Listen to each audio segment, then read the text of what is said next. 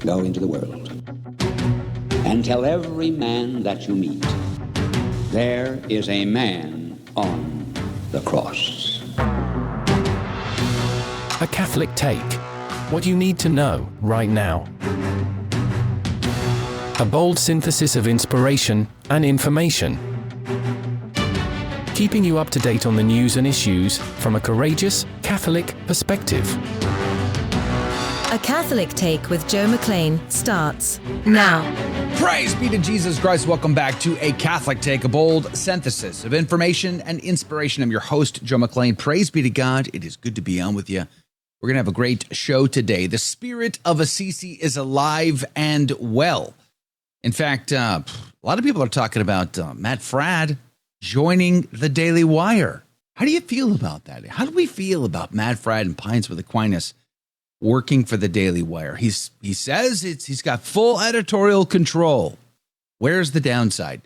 Jordan Pacheco is going to be on the team at 14 past the hour. I do want to bring this up with him because I find it very, very interesting. But we're also going to be talking about the spirit of Assisi in Rome, at Vatican City, because just yesterday they marked the 60th anniversary of Nostra Aetate, the Vatican II document on ecumenical dialogue, with another ecumenical prayer service. Everybody on equal playing field here. Everybody, the optics, it goes back to the optics. I've talked a lot about the optics in the last few weeks of papal events, and this is one of them. So we're going to get Jordan Pacheco to weigh in on that at 14 past the hour. Also on the team, though, is Father Rock from Ask a Priest Live fame. Praise be to God. He's going to be here at 30 past the hour. Father Rock just got knighted not long ago. He's a knight. We're going to ask him about that. Plus, we're going to get his take on how to live Halloween from a Catholic perspective. Where I want to follow up from the conversation we had yesterday on Halloween with where exactly is that line, that fine line between, yeah, don't do that, to, yeah, that's okay. And how do we live it as faithful Catholics? How do we make the most out of Halloween as Catholics? Father Rock joins us from Ask a Priest Live at 30 past the hour. Plus, your commentary, of course. Whatever you want to talk about, that's also on the agenda in the after show. And by the way, I just saw this video. I'm going to post a link to this in the show notes. There's a guy who's trying to steal the true presence of Christ in the Holy Eucharist from a tabernacle in a church. Clearly seems to be possessed by a demon. I'll let that sink in. Even the demons recognize the true presence of Christ in the Eucharist. Do you? Do I? We ought to. Let us give God praise and thanks today for all that he has done for us, to provide even his flesh and his blood for us as the grace we need for salvation. Let's pray. In the name of the Father, the Son, and the Holy Ghost. Amen. Remember, O most gracious Virgin Mary, that never was it known that anyone who fled to thy protection, implored thy help, or sought thine intercession was left unaided. Inspired by this confidence, I fly unto thee, O Virgin of Virgins, my mother. To thee do I come, before thee I stand sinful and sorrowful. O Mother of the Word incarnate, despise not my petitions, but in thy mercy hear and answer me. Amen. In the name of the Father, the Son, and the Holy Ghost. And now your saint of the day. Saint Narcissus of Jerusalem, pray for us. Narcissus was born in Jerusalem near the end of the 1st century. He was ordained a priest and ministered zealously to the people of the city for decades. He was already near the age of 80 when he was chosen to be the next bishop of Jerusalem. Despite his advanced age, Narcissus demonstrated even greater energy in this new office. He continued to preach and teach and defended the flock of his diocese against heresy. He presided over a council at Caesarea that ordered the keeping of Easter on a Sunday each year. Narcissus was also known as Wonder Worker. On one occasion, he turned water into oil to fuel the church lamps on Easter Vigil. On another occasion, 3 evil men were miraculously struck with divine judgment after they falsely accused Narcissus of a terrible crime. After this accusation, Narcissus left Jerusalem for some time to pursue a holy solitude. He eventually returned to the great joy of his people and led Jerusalem for several more years, though his great age compelled him to appoint St. Alexander of Jerusalem as his coadjutor bishop. Alexander asserts that Narcissus was 116 years old at the time of his holy death in the early 3rd century. St. Narcissus of Jerusalem, pray for us. And now your headline news. Breitbart reports Trump visits Japan, pledges to strengthen alliance with the new prime minister. President Donald Trump forecasts that the United States-Japan relationship will be stronger than ever before during his state visit on Tuesday, congratulating the newly minted Prime Minister Sani Takaichi. The meeting focused on defense cooperation and trade ties, underscoring Japan's growing role in countering Chinese influence across the Indo-Pacific. The Catholic News Agency reports Pope Leo XIV urges renewal of Catholic education in the digital age. Marking the 60th anniversary of the Second Vatican Council's seminal declaration on Christian education, Gravissimum Educationis, Pope Leo issued an apostolic letter October the 28th calling on Catholic educators to inaugurate a new era that speaks to the hearts of the new generations. Catholic Vote reports Netanyahu orders new strikes on Gaza, imperiling the deal. Israeli Prime Minister Benjamin Netanyahu yesterday ordered his military to immediately launch powerful strikes in Gaza, threatening to unravel the U.S.-brokered ceasefire between Israel and Hamas. Initial strikes reportedly killed at least 2 and wounded 4 in a residential neighborhood. Let's pray for the repose of their souls and peace. And those are your headline news. The gospel today comes to us from Luke chapter 13, verses 22 through 30. And Jesus went through the cities and towns, teaching and making his journey to Jerusalem. And a certain man said to him, Lord, are they few that are saved? But he said to them, strive to enter by the narrow gate, for many, I say to you, shall seek to enter and shall not be able. But when the master of the house shall be gone in and shall shut the door, you shall begin to stand without and knock at the door, saying, Lord, open to us. And he answering shall say to you, I know you not whence you are. Then you shall begin to say, we have eaten and drunk in thy presence, and thou hast taught in our streets. And he shall say to you, I know you not whence you are. Depart from me, all you workers of iniquity. There shall be weeping and gnashing of teeth when you shall see Abraham and Isaac and Jacob and all the prophets in the kingdom of God, and you yourselves thrust out. And there shall come from the east, the west, the north, and the south, and shall sit down in the kingdom of God. And behold, they are last that shall be first, and they are first that shall be last. The Gospel of the Lord. Laus tibi Christi. Does this not give you pause? Does this not make your heart skip a beat? Many, most shall be lost. Cornelius a Lapide had a lot to say. He says, Christ answered in the affirmative that few should be saved, as St. Luke signifies and St. Matthew plainly states. Isaiah speaks to the same effect in Isaiah 10, 22, 20, and chapter 24. Understand few by a comparison of all the inhabitants of the whole world, or of the faithful with the unbelieving. For the latter are condemned for their unbelief, and equally many of the faithful for their wicked lives. How you live your life matters. The faithful alone are saved, and not all of these, says Cornelius a Lapide. The faithful alone are saved, and not all of these. But whether the greater number of them are saved or lost is the question. Some think that the greater number are saved through the holy sacraments, which very many of them only receive at the end of their lives. Others think that most are lost because they live in a state of mortal sin. The rule of St. Augustine is that as men have lived, so they die. Of these opinions, I have shown which is the true one on St. James's Epistle, chapter 2, verse 13, on the words, mercy rejoiceth against judgment. The judgment of St. Chrysostom in his homily to the Antiochians, who numbered 100,000 or more, is formidable. He says, quote, "In our city, among so many thousands, scarcely can 100 be found who will be saved. For in the young people, is great wickedness, and in the elders, deadness." St. Augustine also says, and he compares the church to the threshing floor on which there is much more chaff than grain, i.e. reprobate than elect. Let that sink in. Those are harsh, but it's true. And it's the truth we need to hear. The Ignatius Catholic Study Bible would say salvation depends first on God's grace, then our cooperation and obedience. You have to participate with God's grace. You can't just, it's not once saved, always saved. It's not faith alone. God gives you grace. You have to respond.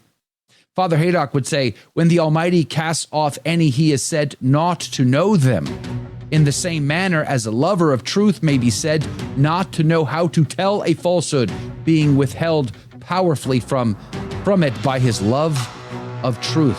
Quoting St. Gregory there. Father McKeevely would say, our Lord follows up the subject of exclusion from the kingdom of heaven in the subjoined parable, which in its literal sense applies particularly to the Jews who saw our Lord on earth, ate and drank in his presence. In its application, it embraces all Christians who shall earnestly desire and shall call in vain for the admittance. It is conveyed that calling him Lord or alleging past relations of familiarity will not avail. It will not be good enough that you just simply call out to the Lord. You must live your life as though you believe. As though you believe. We'll be back in 2 minutes. Don't go anywhere. Tired of your phone bill supporting who knows what? iCatholic Mobile is a 5G provider that supports what matters to you. With iCatholic Mobile, every call, text, and even that group chat you can't escape helps support the Station of the Cross. It's a network that connects you to what's good for both your soul and your wallet. More information is available at iCatholicMobile.com. iCatholic Mobile underwrites with the Station of the Cross.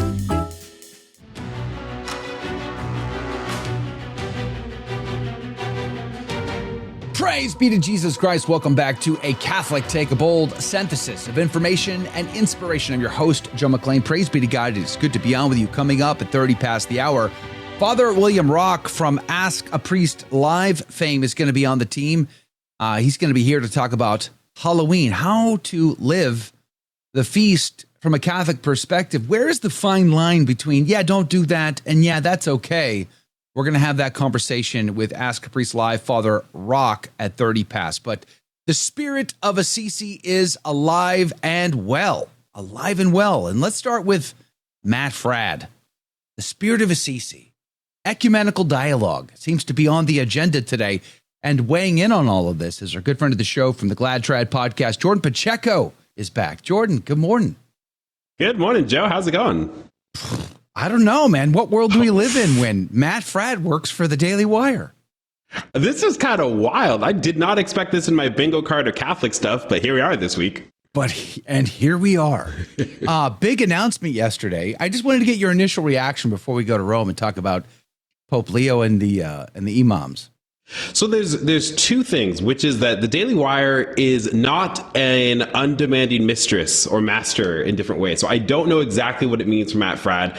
It seems like on one hand, he was talking about how he's kind of getting burnt out with his show. He had to deal with all the logistical issues. And apparently when he went to the Daily Wire, they were like, we'll just take that off your back and you just keep doing your show as you want. So obviously there are guys at the Daily Wire I very much like. I feel like I listen to Michael Knowles like 3 times a day all the time.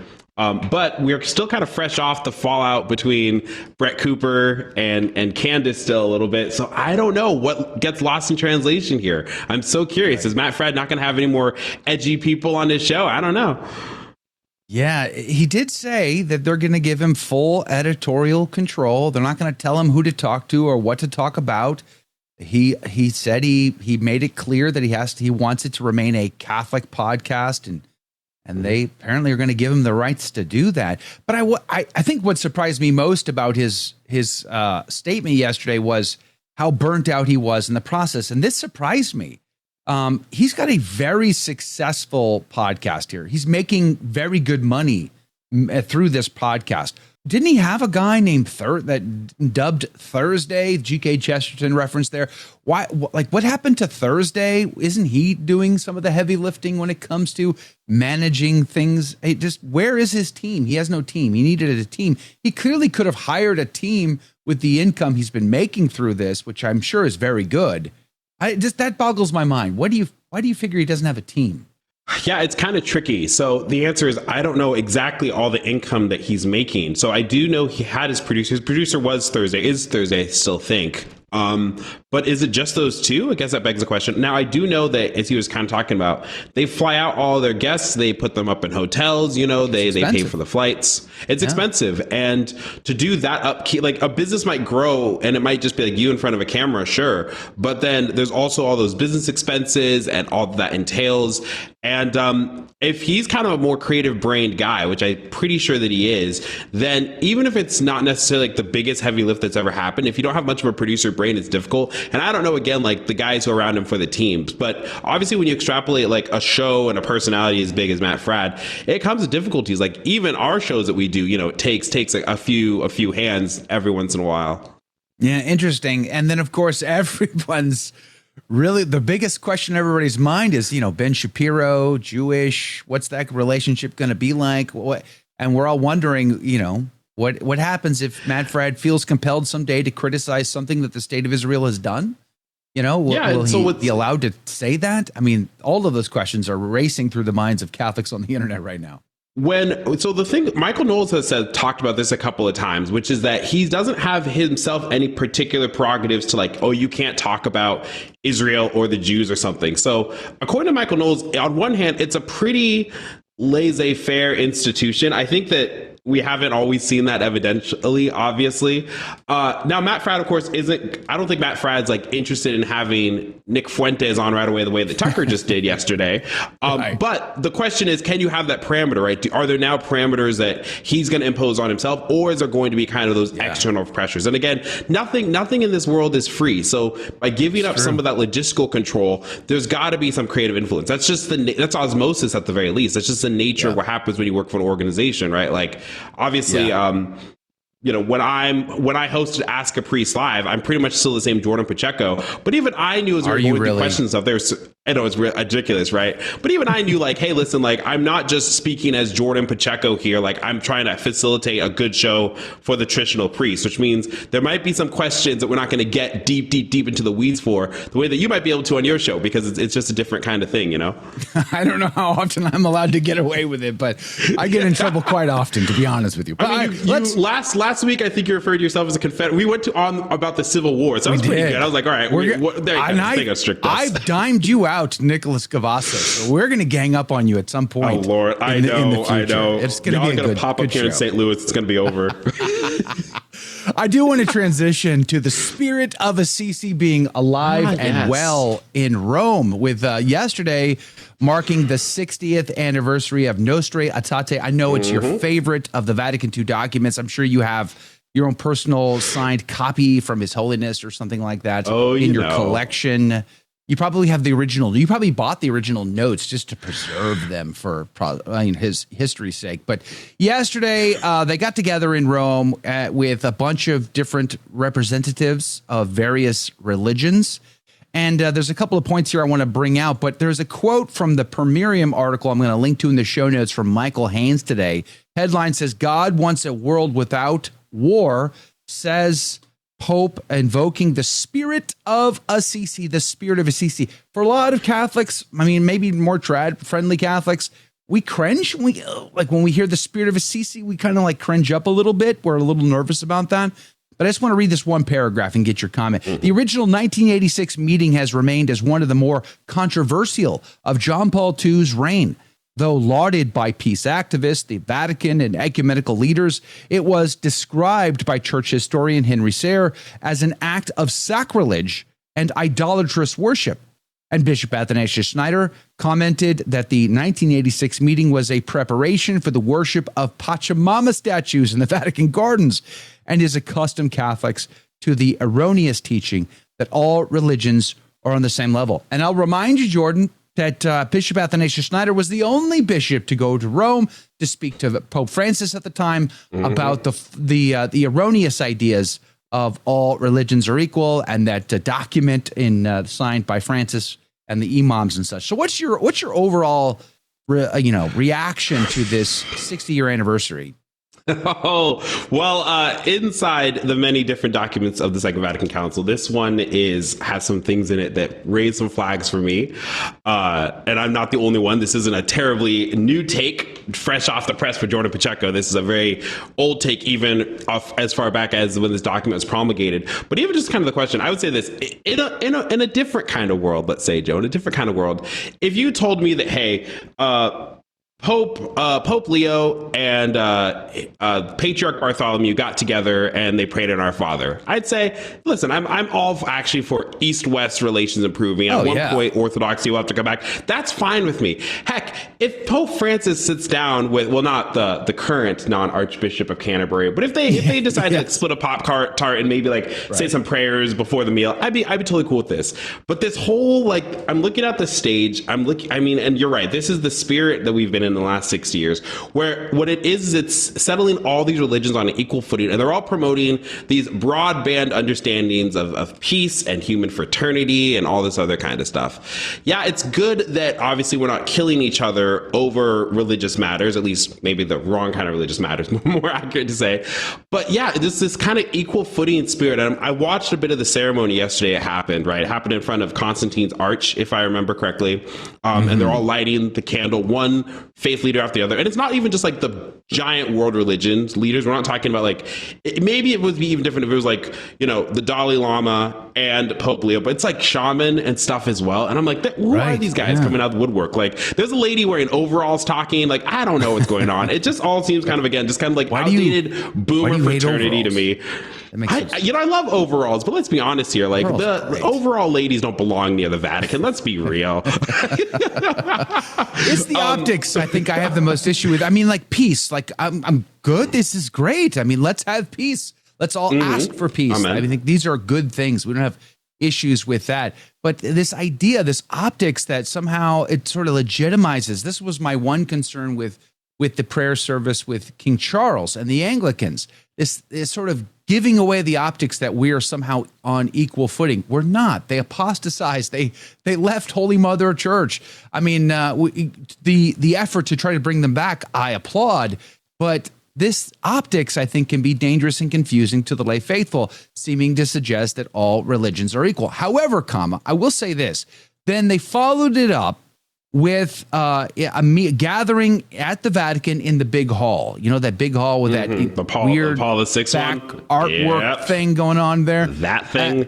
As Holy Roman Emperor, I will have it removed, just so you know. But man, I will happily support that. One thing I did like about the follow-up was that Pope Leo sat in his chair up on the stage and everybody else was down, on their own equal footing. I thought that was way more appropriate. Wouldn't you agree? Yeah, completely. So again, it's an optic thing. And even with Assisi, what I've discovered is Assisi was a relatively new thing in my life. As in I hadn't heard of it until I really started going to the more traditional side of Catholicism. So I sometimes bring this up to some of my other friends and they're like, what do you mean? They placed a Buddha on an altar and, you have the picture of John Paul II kissing the crown. I don't deny the devotion to our Lord that John Paul II had, by the way. But what you're talking about here is optics. And once again, it's this whole fraternal, all religions are equal and they're all after the same exact goals. I don't think that's actually true. I don't think 500 years ago, the Aztec religion was after the exact same goals as the Christian religion. Exactly. I'll tell you how the sausage gets made. In Nostra Aetate, it talks about how Muslims and Christians worship the same God. Gonna have to talk about that one, friends. But to that point you just said there, Joe, I do think that Pope Leo kind of having the place, obviously, as the vicar of Christ, because the Catholic faith is the one true church. It's the one true religion. And while, yes, there might be degrees of truth in other religions, they themselves are not salvific. They do not lead to the fullness of the truth. That's only found through a life of sacramental grace in the church. And I think as Catholics, we can say that and still not be and for this reason now, the lands of all these other religions belong to us or something like that. I don't think that's not the point of Christianity. And I think that Leo was very good to kind of maybe embrace a little bit of different optics in the second time around, even though I still think it's going to take a while before we kind of get to a point where it's not just weird ecumenical, again, kind of boomer-esque dialogue that we're doing. Right, sure. Warren Carroll, in his multi-volume work on the history of Christendom, Volume 1 starts in ancient India, and he talks about the glimmers of truth that were found in these pagan religions. And it's interesting because where we find truth, we find Christ. Christ is truth incarnate. So that is used, therefore, for that ecumenical dialogue to meet people in that truth, but then to bring them to the fullness of it. And I think that's the big question. Where is the bring part? Where is the lead them where they got to go part of this equation? Meet them where they're at, okay, but where is the take them where they got to go? I think we're all waiting for that part. And that music means we're out of time. Jordan Pacheco, glad you had podcast on the team today. If you want to come back at the top of the hour for some after show shenanigans, we'd love to have you on the team again. So we'll see you soon. Coming up in just a couple of minutes, though, we're going to have Father William Rock from Ask a Priest Live fame. Praise be to God. We're continuing to conversate about Halloween with him. Yesterday, we had Charles Franny on the team. He's got a new book out, but I want to further ask that question. Where is the dividing line? Like, what is not good and what is okay in practicing the holiday of Halloween? How do we keep it as Catholics? More on that in 2 minutes. Don't go anywhere.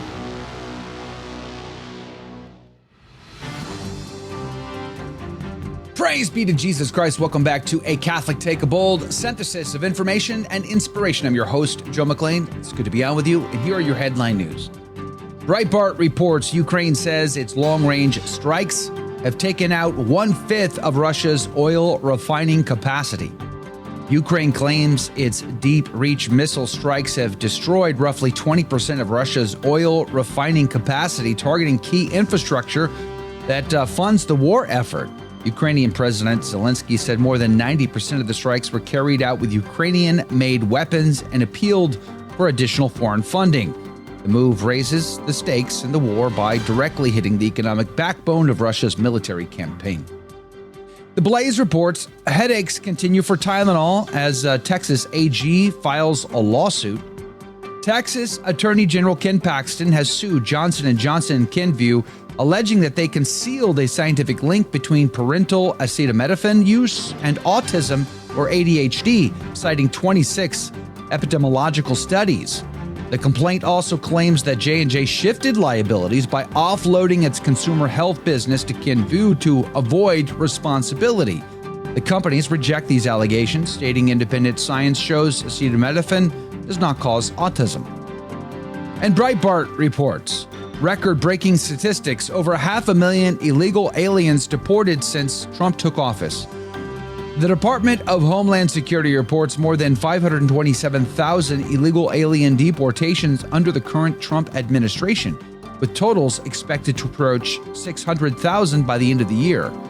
DHS calls the scale historically unprecedented and notes that voluntary self-deportations are included in the overall figure. And those are your headline news. Praise be to God in all things. Joining us this morning from Ask a Priest Live fame is Father William Rock. Good morning to you, Father Rock. Thank you for your time.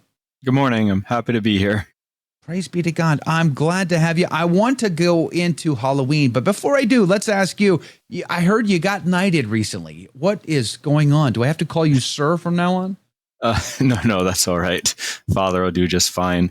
But yes, back in July, I was knighted as a, if I can get this right, a ecclesiastical knight of grace in the Sacred Military Constantinian Order of St. George under the authority of the royal family of the Bourbon of Two Sicilies. That's a mouthful. And wow, like so royalty? Are you in line? Are you to succeed on the throne? Which throne are we talking about? Is it France? Because there's a prophecy about a French king coming. No, it's not France. It's the country that used to exist, or the kingdom that used to exist south of Rome. So it was sort of the southern part of the Italian peninsula and the island of Sicily. That was an independent kingdom up until about 1860, where it was unjustly invaded and then incorporated into the Kingdom of Italy.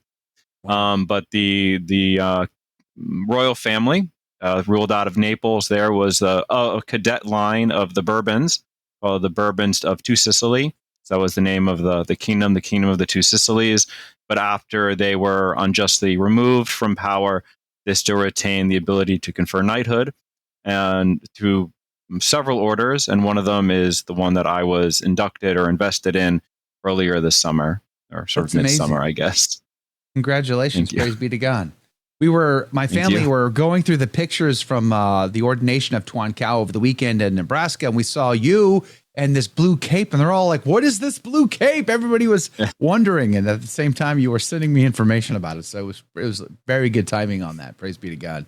So, all right. So congratulations. You're a knight. That's amazing. Do you get to wear the blue cape, the half cape all the time now? Is that part of your, when you're in your most formal attire? Right. Just on special occasions. So, okay. Normally it's just sort of the normal priestly dress, but on certain special occasions, I can wear the blue mozzetta, which has sort of the vision of Constantine on the breast, the flaming cross with the Chi-Rho, and then also medallions and other things as well. But that's only on certain special occasions. And does your superior have to call you sir? That's the next question in my mind. No, he does not. No one has to call me sir. I'm only teasing. Father's fine. I'm only teasing. Let's talk about Halloween. I had a great conversation yesterday on the show with Charles Fronte. He's got a book out called Exorcising Halloween. And we talked about the history, the sort of the false narrative that Halloween has pagan roots, and that the Catholic Church sort of, took this pagan culture and put a crucifix on top of it, so to speak. Kind of like the obelisk in St. Peter's Square. We take paganism and we just sort of Christianize it. This is a false narrative that he debunks in his book. And that's what we discussed yesterday. But one of the points that came out in that conversation that I want to follow up on is, where's the fine line? It seems like this line is blurred for Catholic families of what is acceptable celebration of the holiday and what isn't acceptable celebration of the holiday. Can we start with that? Like, would dressing up as vampires and zombies or ghouls or demons be acceptable for Catholic family celebration of Halloween? So yes, given that, I would say definitely not. We don't want to be doing anything that would sort of glorify the occult or the ghoulish. So I would definitely rule out those type of costumes, but I wouldn't necessarily rule out costumes sort of in toto. What I really think it's going to come down to is an exercise of the virtue of prudence, sort of the right judgment given particular circumstances of what the just man should do in a particular circumstance. So there are, I think, two extremes we want to avoid. The one extreme is to just sort of shun Halloween altogether, because it does have actually very deep Catholic roots to it. And I think we need to acknowledge that. You sort of, rejecting the false history that was brought up in, I guess, your previous show yesterday, rejecting that and embracing the actual Catholic tradition. So we want to reject the sort of one extreme of just avoiding it altogether. But we also want to avoid the other extreme, which is just anything goes. It doesn't really matter. Just do whatever you want. We need to avoid that too, especially anything that's glorifying the ghoulish, the demonic, or the occult. But there is sort of that middle ground. And where that middle ground is, will have to be sort of a judgment based on particular circumstances. So it really sort of falls, in a sense, on the parents and the parish community to sort of decide where that line is. And it might not be the same for everyone, which is okay. There's different ways of approaching it that would still be within the bounds. So I wouldn't say that there's a one-size-fits-all rule. We do want to avoid those two extremes. What do you feel about like haunted houses? I mean, aren't they just fun, Father? Again, I think in general, we probably want to avoid them because of what's being promoted on the inside. A lot of it is going to probably tend towards the ghoulish, the occult, the sort of ghoulish and grimish and things. And that's not really what the holiday is supposed to be about from a Catholic perspective. So I would avoid Halloweens, haunted houses, unless you know specifically like who's putting it on and sort of what's going to be in there. But in general, I say as a general rule to avoid them. Yeah. You know, one of the other topics that kind of came up yesterday was just this, I think what I call a twisting of a true perspective on death, like memento mori. We're supposed to remember that we're going to die and prepare ourselves well. I mean, I forget who said it. Somebody said it, some saint, maybe it was Teresa of Avila. I forget exactly who said this, but we're going to be dead far longer than we're going to be alive. Perhaps we should spend our life preparing for that phase of life where we're going to spend more time in. But we don't. And I feel like Halloween, and I don't know how long this has been true. Certainly within my lifetime, it feels like it's become more true. That Halloween has twisted our perception of death and made us more afraid of dying than actually embracing death or the phase of passing from this life to the next. Does that make sense to you? And what would be your reaction? I think it does in a way. First, I guess I would want to sort of qualify the quote. It's not that we're going to be dead longer than alive. It's that we're going to be resurrected longer than we're alive, I think would be a more proper way of saying it, because death, properly speaking, is the separation of the soul and body, but that's only temporary, and there will be the resurrection, and the resurrection of both the good and the just, and also the damned, will happen, and that's sort of how we're going to spend the rest of eternity with our bodies again. So, sort of the actual state of that will be in the longest is not this current life, and it's not even actually death. It's the state of the resurrection, either the good or the bad one. But in terms of sort of this perversion of death, I think we have to remember that in a sense, our culture, Western culture, American culture, is very sanitized. We don't encounter death very regularly, or if we do, it's maybe just like bugs or things like that. But it used to be, especially in an agricultural society or even just a society where families live together, you would encounter death much more frequently, where both birth and death. So birth would happen in the house, and death would happen in the house. The wake would happen in the house. And you'd go from the house to the church, and then from the church to the cemetery. This idea of death kind of happening in a sanitized hospital room, kind of out of sight and out of mind. And then the wake happening in, the funeral parlor, again, kind of out of sight in a certain way. This is really a modern approach to things. So just in general, our approach to death has become very sanitized, where it's something that we try to, in a sense, put out of our mind, out of our experience. But for our ancestors, it would have been something that was much more experienced on a much regular basis. And especially, too, the cemeteries or the places of burial would have been much more accessible. Especially here in the United States, you have to drive 20 minutes, half an hour, whatever, to get to the local cemetery. But, in Christian Europe, the cemetery was right next to the church. So you would have this constant reminder of death before you, basically every time you were just walking around town or you're going to the church or something like that.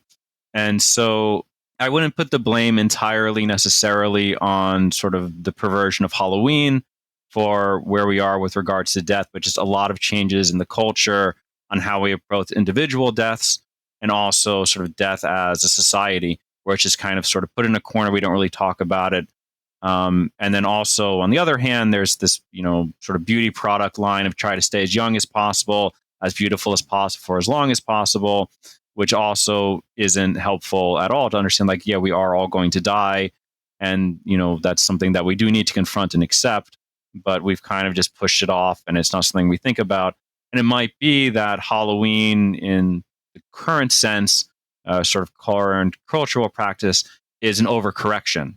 It could be seen because a lot of it, you talked about vampires, you talked about zombies, all these things is sort of this prolongation of life, or this sort of, pseudo resurrection of not, the perversion of what it really should be in the truth, because we've sort of taken the truth and pushed it into a corner. I also want to get your take on, I said this yesterday, I'll say it again. When I was a kid, horror movies would only come out once a year.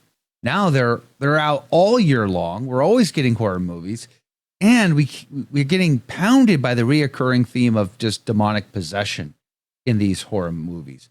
Do you see that as a trend, or can we connect the dots on that at all? Is that intentional?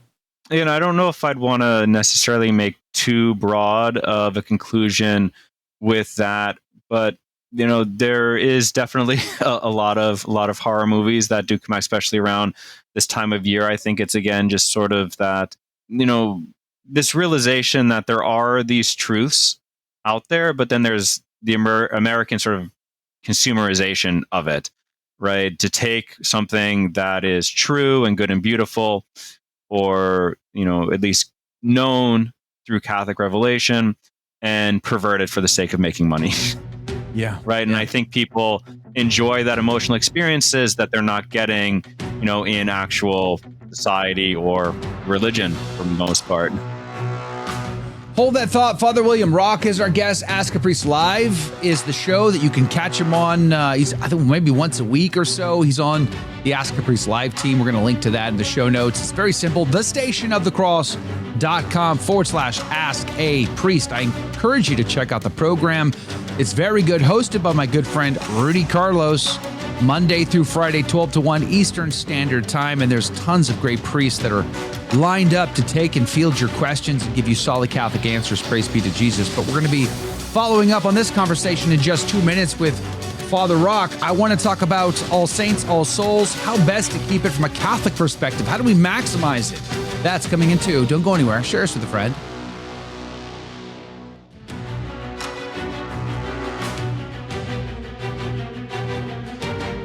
Praise be to Jesus Christ. Welcome back to A Catholic Take, a bold synthesis of information and inspiration. I'm your host, Joe McClane. Praise be to God. It's good to be on with you. Can I just thank our sponsor, iCatholicMobile.com. iCatholicMobile.com supports a lot of Catholic causes, including us right here at the Station of the Cross Catholic Media Network. This means that by subscribing to iCatholic Mobile, you can help fund programs just like this one that defend our one holy Catholic and apostolic truth and our faith in a world that needs to hear it. iCatholicMobile.com is more than just a data company, a phone company, 5G wireless service, and all those things. You can find all their details on their website, iCatholicMobile.com. They're strengthening families and sharing the faith, and we're very, very grateful for their support here at the Station of the Cross Catholic Media Network. Thank you, iCatholicMobile.com. We're having a conversation with Father William Rock from the Ask a Priest live program, which you can find linked up on our website, by the way, thestationofthecross.com/ask a priest. And there's a lot of great priests on that program. He's one of them, and he joins us again. Good morning, Father. Thank you for your time. I want to jump right back into the Halloween conversation. I want to get into now, how do we as Catholics maximize Halloween? All Souls, All Saints, how do we celebrate them properly? So I think it's important to know that historically, sort of these 3 days, the 31st, the 1st, and the 2nd, were kept as, in a certain sense, as a Triduum, the Triduum of All Hallows Tide.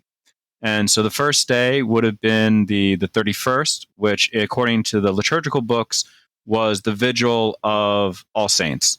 Now, a vigil is not a mass said in the evening before that fulfills the obligation, but historically, a vigil was a day of preparation, usually penitential before a major feast, would have its own divine office, its own mass. That would be said, again, not as a way to fulfill the obligation for the next day, but a mass proper to the vigil day. And historically, traditionally, the vigil of All Saints, the 31st, would have been a day of fasting and abstinence as a way of preparing for the next day. So the first thing, in order to sort of reclaim the Catholic perspective of Halloween, is to treat it as a day of preparation for the feast day, particularly if we can, as one of prayer and fasting and abstinence. So yes, if you want to, have your Halloween party and you're dressing up and, trick-or-treating, again, sort of what we talked about earlier, prudently discerned, okay, but keep in mind that historically and liturgically, the day was one of preparation for the next day. And then so the next day, of course, is the 1st, the Feast of All Saints. And the best way we can keep a day of obligation is by keeping it as a day of obligation.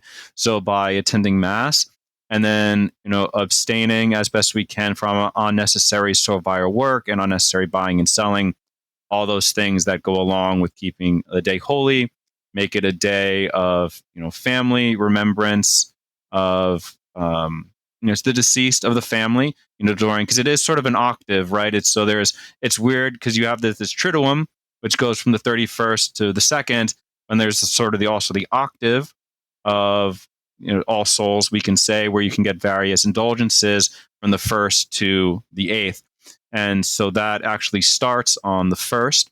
And that's a good day to start remembering the dead, to visit the cemeteries, to do the prayers for the dead in order to gain those indulgences for the departed starting on the 1st.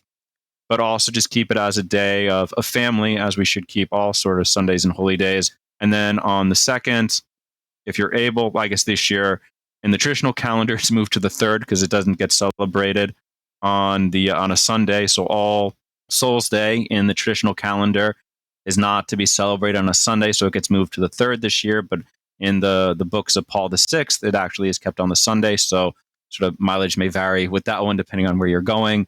But definitely get to the Mass on All Souls Day as well. And traditionally, at least since World War I, there is the permission of priests to say 3 Masses and 3 different Masses for the dead, 3 Requiem Masses on that day, and to attend that to pray for the dead. And then again, during those 8 days from the 1st to the 8th, to go to the cemetery to do the prayers for the dead, to get the fulfill the requirements for the indulgences during those days from the 1st to the 8th. So all those would be good ways of keeping not only sort of the Triduum of All Hallows Tide, but also the octave of the dead, as it were, from the 1st to the 8th. And besides fasting prior to Mass, the normal fasting we have prior to Mass, is there any additional fasting or abstinence associated with these feast days? So there would have been on the 31st. So again, it would have been historically, and it was a vigil day. As far as we can tell with all of the liturgical books we have, whenever, and as far back as we go, whenever we see the Feast of All Saints, we see it's a vigil the day before, and up until it was kept up until 1955. So whenever it was instituted back in like the 600s or 700s, all the way up to 1955, the 31st would have been the vigil day. And it would have been canonically required to keep it as a day of fasting and abstinence. So 1 big meal, 2 little meals, and no meat as a way of preparing for the feast day. And this was the traditional Catholic way. Whenever there was an important feast day, you would have a period of fasting and abstinence preparing for it. We see that especially with Easter, right, where it's an entire sort of 40 days of fasting and 46 days of fasting and abstinence, according to the sort of more constant tradition up until sort of the early 1900s. And then, but we see it on a smaller scale with other major feasts. So the Vigil of Christmas, the Vigil of All Saints, the vigils of other major feasts throughout the year would have been days of fasting and abstinence as a way of preparing, with also the expectation of charitable works. So the general idea that goes along with days of fasting and abstinence is that if you have food left over because you're not eating it because you're fasting, you're supposed to use it to help the poor. And so if we're really talking about like what is the idea on a day of vigil day, so like the 31st kept as a vigil day would be a day of fasting and abstinence and also charity towards the poor, which eventually sort of historically gave rise to trick-or-treating. Oh, wow. Yeah. So it was originally done to help the poor. Interesting. Yes. Praise be to God. So maybe for trick-or-treating, we should give out healthy food and not junk food, do you think? Do you think we should go back to that, or leftovers? So we can just give out leftovers at the door? No, I think it's okay to give out treats, because the food that they would have given out would have been apples, berries, nuts, things that would have been sort of ripe at this time of the year. So they would have been, sweet, all things considered, for a medieval peasant. But then also there was this practice of making what were called soul cakes, so little hearth cakes, I guess, that you would give out with the expectation that the ones receiving it would pray for the departed of the house. Yeah. And so they would come, they would actually be dressed up or just be beggars or dressed up as beggars. And they would sing a little song in certain places about praying for the repose of the dead. And then in return, they would receive this soul cake. And then they would be promising to pray for the departed of the household that they received the soul cake from. So, depending on your neighborhood and kind of how you're organizing it, there could be the expectation that, like, yes, I'm giving out candy or whatever, but with the expectation that you are going to be praying for the deceased of my household. So that would be sort of more in line with the traditional understanding of where trick-or-treating originated from, sort of this mixture both of charity towards the poor, but also sort of engaging individuals to pray for the deceased of the household. Let me sneak one last question, and we're running out of time here. But the prayers at the cemetery, are there specific prayers to pray, or can we pray whatever we like? I think it's just whatever you like. Let me see if there's anything specific here. No, it just says to pray, even if only mentally. So for the departed. So there doesn't seem to be. So there doesn't seem to be any required prayer for the departed in the cemeteries in order to gain the indulgence for them. Father Rock, we're so grateful for your time today. Thank you for being on and conversating with us about Halloween, how to keep it well. Would you give us your priestly blessing, please? I can do that. Benedictus omnipotentis, Patris et Filii et Spiritus Sanctus Tubervos in Mani et Semper. Amen. Amen. Praise be to God. Father William Rock, God bless you. God love you. Have a great day. Father, thank you again. I'm going to encourage everybody to check them out on their Ask a Priest Live website, thestationofthecross.com/ask-a-priest. You can tune in live 12 to 1 Eastern Standard Time, Monday through Friday, right here on the network or on iCatholic Radio. We're going to go into the after show and be back here tomorrow morning. God love you. And we're in the after show, Joe. Praise be to God in all things. We have survived it. Just a heads up. I'm supposed to go see an oral surgeon tomorrow morning, or tomorrow after the show, and they're going to extract my problem child from my jaw.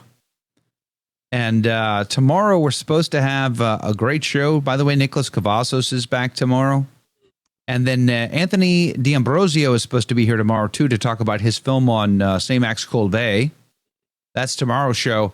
Stein on Friday, and Chris Mannion, by the way. Chris Mannion is the guy who wrote this book, Charity for Sale, Dr. Chris Mannion. Great guy. I met him in Tennessee this year at a private gathering there of incredible Catholics. Wonderful man. And he's got a real rich history serving on Capitol Hill as well. And he's got an article over on his Substack that I want to talk to him about. You know, is the boomer generation just like, are they more geared towards rebellion than the current generation? That's one of my questions in my mind based on it'll make sense on Friday. But I say all that to say that if things go squirrely on me in the dentist chair, in the surgeon's chair, you might have somebody else hosting the show Friday morning than me. Because otherwise I'm going to have like a jaw's going to be out to here filled with gauze. And you're not going to like it. So I might have to, maybe Jordan will step in and host the show for us. Oh, I could never fill your shoes though, Joe. You could. I couldn't do that. Are you kidding me? I've seen you ballroom dance. Oh boy. Oh boy. If there's anybody filling shoes, it's the great Jordan Pacheco. I've seen you, bro. That was good too. That was some Catholic fun. You don't want to unsee it. That was the most fun thing I've done all year. Besides move halfway across the map to St. Louis. That was a pretty raucous time. Besides that, Mrs. Lincoln, how was the play? St. Louis. You got to be honest with me though. St. Louis compared to the Denver-ish area you were living in before, better or worse? Different.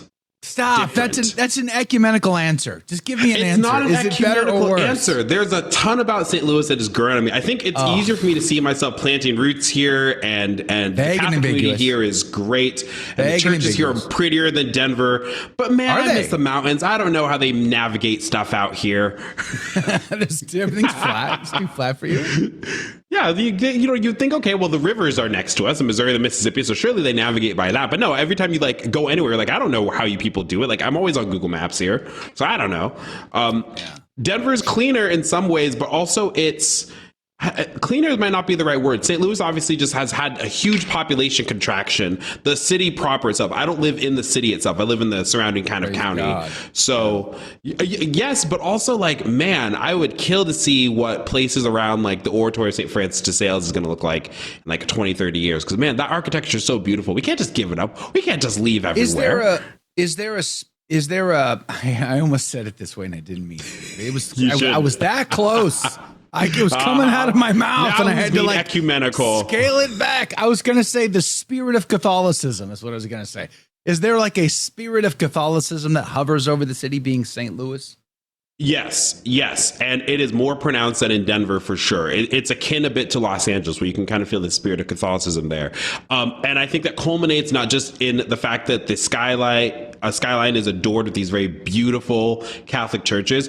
It's also the fact that there is, of course, the great statue of King Louis IX that sits over the city in Forest Park. And we did a beautiful procession up to it a couple months ago for his feast day, and it was just an amazing time. So I think that the Catholic roots of St. Louis are still very deep, and that's something I'm getting more and more plugged into every day, it seems like. All right. Okay. Father Rock is still on with us too. Wow. Father Rock in the after show. Yeah. Father, good to see you. You are brave to hang out in the wild, wild west. That is the after show. So, wow. Praise be to God. What a treat. Talk about spirit of Catholicism. New England, despite the fact that it's gone through so much, so much rocky turbulence in the last few decades from a Catholic perspective, it still has a spirit of Catholicism, I think, that hovers over it. Would you agree with that? I would be cautious in saying that. I think, I think spirit of Puritans. I think New England is facing the sort of same issues where it's being faced in a lot of places in the U.S. where there's too many parishes, not enough priests, and worries about mergers and bad, things like that. So culturally, it was bad when I lived there. There's not really sort of like Jordan was saying. There's no sort of like Catholic monuments. I think in certain places, like if you were to go to sort of the north end of Boston during Italian feast season, like you're definitely going to be sort of like overwhelmed with Catholicism, or at least Italian folk Catholicism.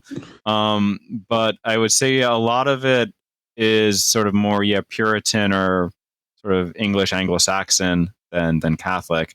Well, the Boston colony did get us in a lot of trouble.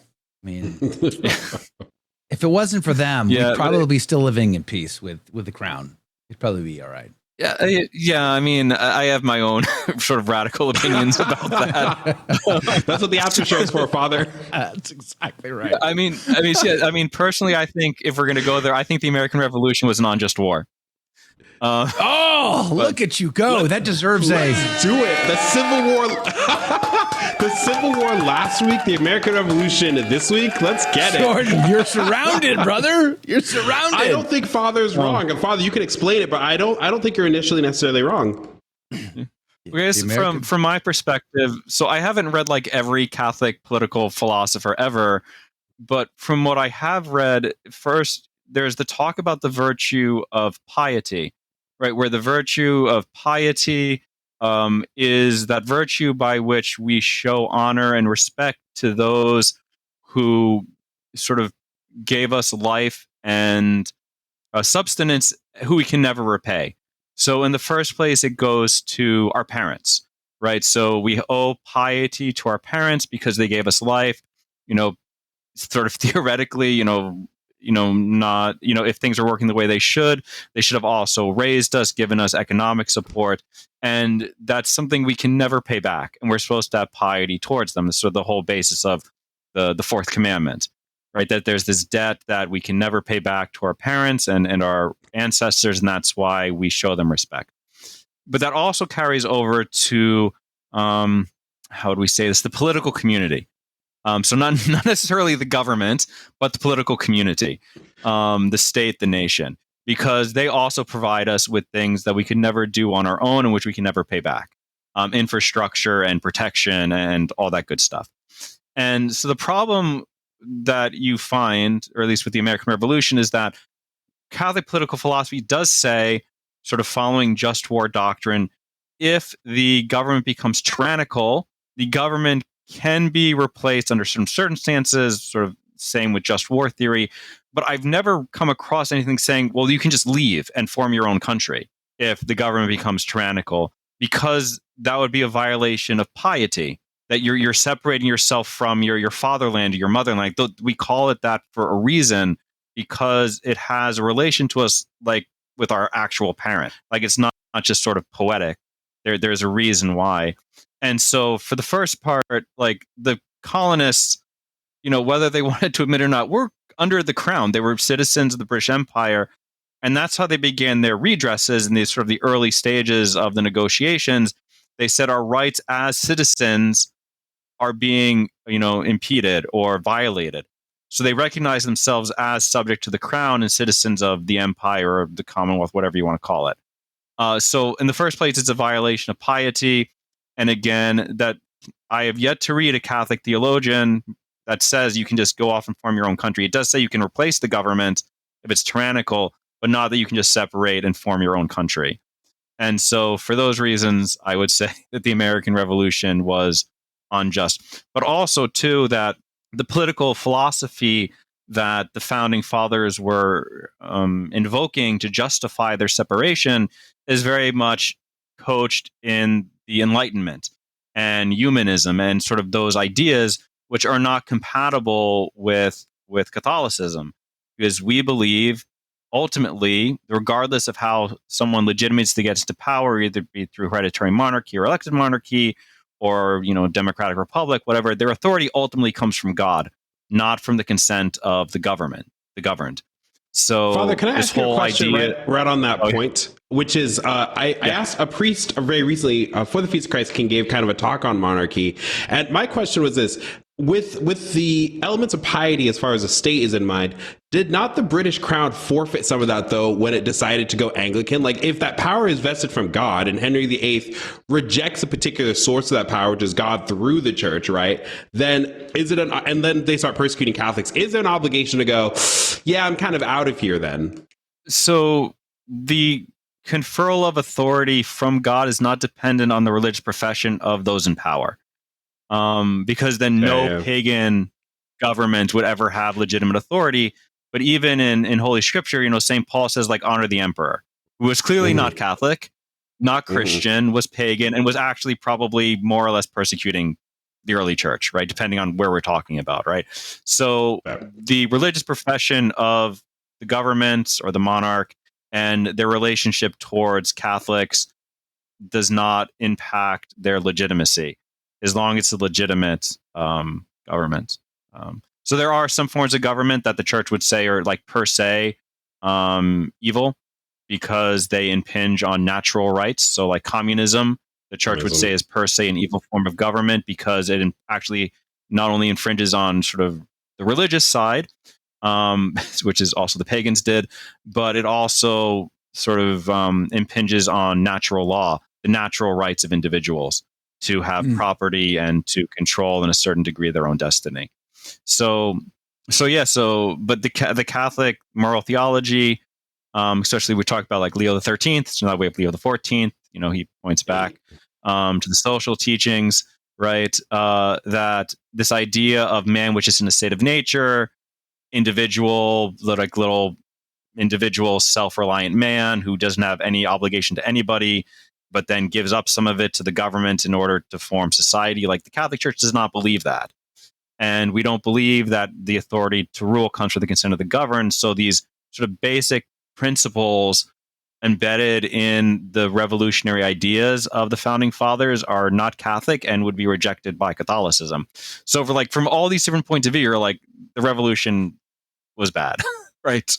Okay. Interesting. Okay. Kruer asks a question to follow up to this. Says, so if the American Revolution was not a just war, does that mean that Catholics can't, or I would add, shouldn't celebrate the 4th of July? Is that, I guess, for me? So even though it was a unjust war, according to my opinion, for what it's worth, the government and country did become legitimized by recognition from other powers and just stuff like that. So even when we're talking about the 4th, yeah, it's true. It's true. So the question is, like, when we're celebrating the 4th of July, what are we celebrating? Like, are we celebrating the revolution? Are we just celebrating the country as the country? So it kind of depends on how you're approaching the day and how the celebrations are being carried out, I would say. Because, again, going back to that virtue of piety, like, the American Catholic does need to be patriotic, right? Because at this point now, it's a legitimate country. It is, in a sense, our patria, our fatherland. And so we do have to have piety towards the United States, if we're American, without sort of whitewashing its history. So just in the same sense, like, if you have a father who might be, not the best father, might have had like been off to a rough start at the beginning. You don't just write him off. Like, you still have to have, prudential piety towards even that type of father, even if he had kind of a rough start at the beginning of the marriage and the raising of the child. Yeah.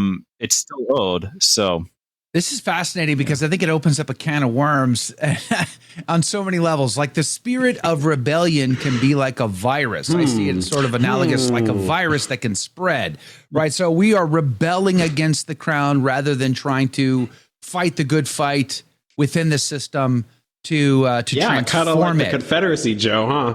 Well, hold on. I was going to bring that was the next log on the fire, brother. So simmer down now. Simmer down now. Don't you worry. I'll bring up the Confederacy, the good cause of the Confederacy. So, like, from the Confederacy, Father Rock in the middle of this whole thing. He stayed on the after show. It's a mistake, but anyway, I'm glad he's here. Really, I am.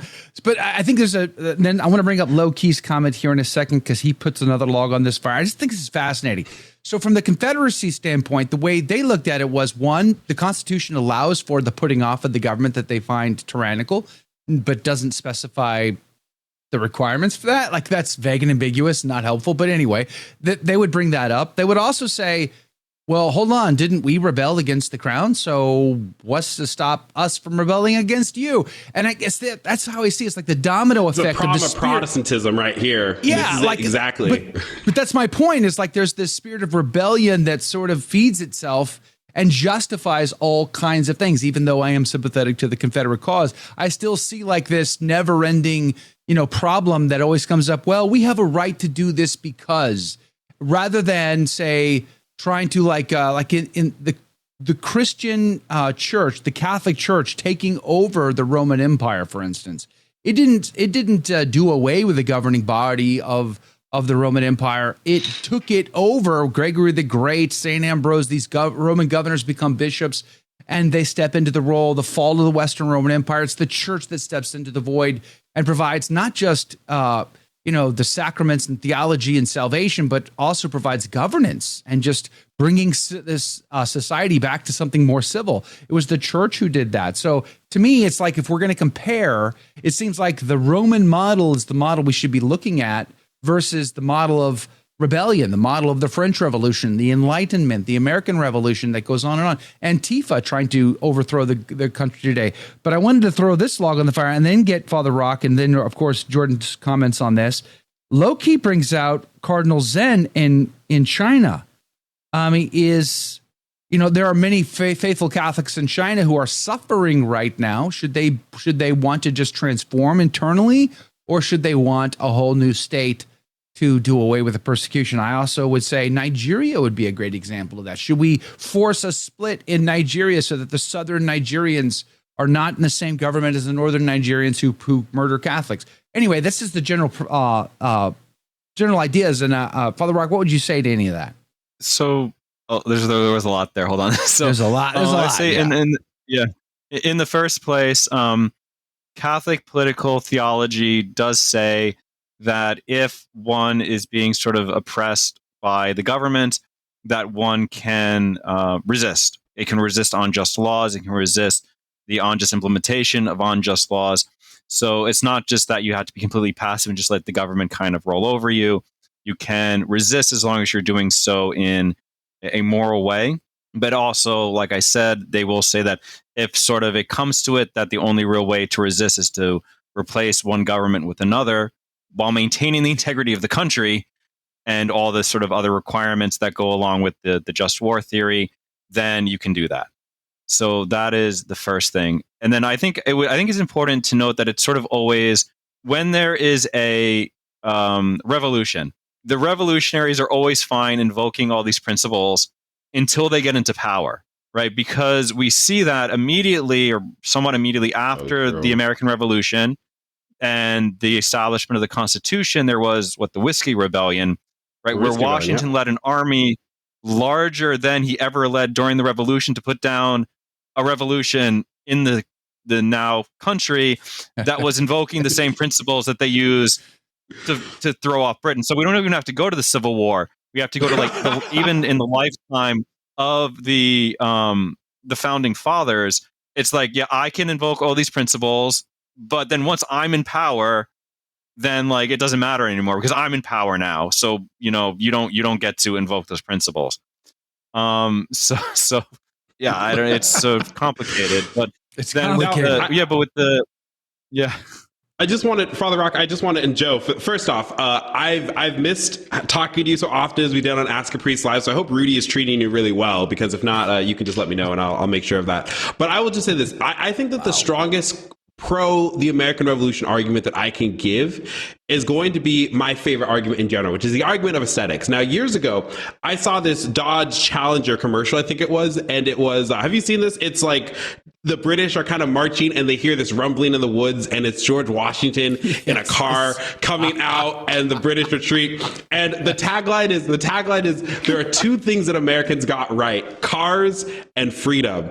And I'm like, the entire history of the world went up to the American Revolution, and I'm glad that we won, because if we didn't, then cool things like that wouldn't exist. Like, who would want to be British in the 21st century right now? Like, right now, really, of all times, Britain right now? Ridiculous. I don't believe it. I don't buy it. You glad that we won just so that we can have a car commercial? Got it. All right. It's like, you might as well. I'm glad that we won because cheeseburgers and AR-15s exist. Like, who wants to be chips, British bro? right now? Fish and chips, bangers and mash. Oh, yeah, I mean, bangers and mash. What is wrong with you? I mean, like, there's great things British that still come from the Isles. British cuisine is so bland that they had to conquer half the world just to get seasoning. Let's be real. Father Rock, you're Italian, you know what I mean? Like the loaves, what is it? The Feast of the Seven, what's the feast that you're talking about? You told me about. Fishes. It's the Feast of the Seven Fishes. Yeah, exactly. That's wonderful. There's no equivalent of that in England. Don't even think about that. It's ridiculous. Oh, see, now you've opened this whole camp. My brain is swimming in all these ideas. I think they're fascinating. But let me give out some shout outs here. Cat Cans, good morning to you. Thanks for being on the team today. Coffee instead of tea. Yeah, coffee is my preferred drink of choice. I will have tea at night, though. I do enjoy a tea at night. It's not too bad. Antonia Swift, welcome back. If America had stayed with England, the Civil War would not have been needed. And as Britain abolished slavery. Well, I would have loved to have seen us avoid the Civil War because 600,000 people died needlessly, in my humble opinion. I think there was ways to avoid that. I think there's things we could have done on both sides of that argument that could have brought us all to a much better conclusion than the one we had. And I still don't think we have successfully overcome the American Civil War. I just don't think we're talking about it. But I think the wounds are still there, and they're just sort of festering under the surface. That's been my opinion of it. Human suffering on a grand scale that nobody seems to care about. That's my issue. But Joey Carter, welcome back. Good morning to you. Chesty Semper Fi. See you there. By the way, November 10th is fast approaching. Are you ready? Are you going to do anything special for the Marine Corps birthday? Oh, yeah, that's right. Wow. We should sing the Marine Corps hymn on the show on that day. We'll see what happens. Christine, Dion Artist, welcome back. Bangers and mash was my school lunch on Thursday in elementary school. Really? They served you bangers and mash? That's crazy. And it was like public school, I bet. Oh, terrible. Oh, man. I can tell horror stories of good public school food. Hey, E. Kruger brings up old joke. Heaven has British police, French chefs, Italian poets, and German organization. Hell, on the other hand, has English chefs, French cops, German poets, and Italian organization. Probably. Seems reasonable. Paul, our friend from Buffalo, good morning to you. Low key again. Kevlar Catholic is back. Sci-fi, Yvonne, praise be to God. Yvonne, I still owe you your prize. I'm going to do it.